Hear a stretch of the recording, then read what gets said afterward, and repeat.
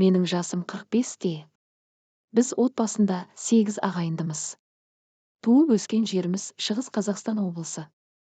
Әке-шешем өмір бойы ауылда тұрды, бала-шағасын жеткізіп, оқытып-тоқытты, зейнетінен бейнеті көп өмірлерін бізге арнады.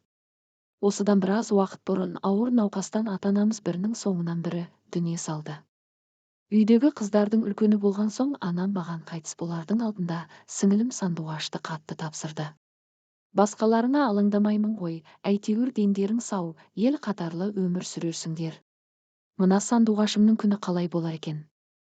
Бәрілеріне салмақ болады ау деп уайымдап кетті. Сандуғаш өзімнен 5 жас кіші сіңілім. Бүгінде ол баламмен бірге менің қолымда тұрады. Сандуғаш сырт көзге сап-сау, басқа адамдардан еш айырмашылығы жоқ қарапайым болып көрінгенмен, ол көтеріліп ауырады. Ақыл есі сау, өзі білімді, қолынан көп нәрсе бәрі келеді, тамақты да өте дәмді даярлайды. Бірақ аптасына немесе 2 аптада бір рет көтеріліп ауырады, бөлмесіне тығылып алып, жалғыз өзі күбір-күбір тоқтамай сөйлеп отырады. Ондай кезде ол ешкімді керек қылмайды, тыңдамайды. Ал кейде тұрған жерінде немесе отырған жерінде талып құлайды да, біраз уақыттан кейін есін жинайды, сосын айқайлап жылайды.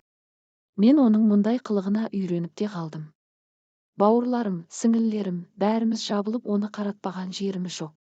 Бірақ нәтижесіз, дәрігерлер де нақты диагноз қоя алмады, емшілерді де жағалап көрдік, бірақ сіңілімнің дертіне дауа таппай жүрміз. Оның бұндай ауруға шалдыққанына 13 жылдан асты. Сандуғаш 22 жасында тұрмыс құрды. Күйеу баламыз өте сымбатты, ақылды жігіт болатын. Екеуі сондай жарасымды жұп еді. Отбасылық бизнесті дөңгелетіп отырған болатын. Бірақ олар үйленгеннен кейін бірнеше жыл балалары болмады. Сөйтіп жүргенде бірде Сандуғаш өзінің құрбыларының кеңесімен бір емшіге барыпты. Әлгі емші Сандуғашқа сені біреу сыртыңнан оқытып тастаған, ешқашан балаң болмасын деп қараған. Мен осы қарғысты қайтарып, сенің жолыңды ашамын депті. Сол кезде Сандуғаш өзін сыртынан оқытып тастаған адам күйеуінің бұрынғы қалыңдығы екен деп жүретін. Бірақ мен сол кезде оның сөзіне аса мән бермеппін. Сонымен Сандуғаш 5 жыл дегенде тұңғышым босанды. Бәріміздің қуанышымызда шек болмады. Алайда бұл қуанышымыз ұзаққа созылмады. Баланы босанғаннан кейін Сандуғаштың жүйкесі сыр беріп, баланы емізбей қашып, өзінен өзі сақылдап күліп біресе жылап, қыстың күні жалаңаяқ далаға жүгіріп, жолдасының, қайын жұртының әбден мазасын кетіріпті. Мамам, жас босанған әйелдерде ондай болады, күйзелген ғой қатты деп құда-құдағиымен сөз сіңілімді уақытша үйге алып келдік. Үйде бәріміз оның жағдайын жасап, асты үстіне түстік. Уақыт өте келе Сандуғаш біраз жақсарғандай болды. Бірақ күйеуі оны және кішкентай баласын алып кетуге келмеді. Біраз уақыттан кейін Сандуғаштың көтеріліп ауруы жиілей берді. Бірде ыстық шайды қайнатып тұрып талмасы ұстап қалғанда күйіп те қалды. Денесіндегі күйік жазылғаннан кейін отбасымызбен ақылдаса келе, оны жүйке аурулары ауруханасына біраз уақыт жатқыздық. Бірақ анам байғұс қызы ауруханада жатқанда тағат таппай әбден жүдеп жадап кетті. Сонымен Сандуғашты ауруханадан шығарып алдық. Дәрігерлер мұндай ауруға ешқандай ем жоқ екенін, тек тыныштық сақтап, жүйкеге салмақ түсірмеу керектігін айтты.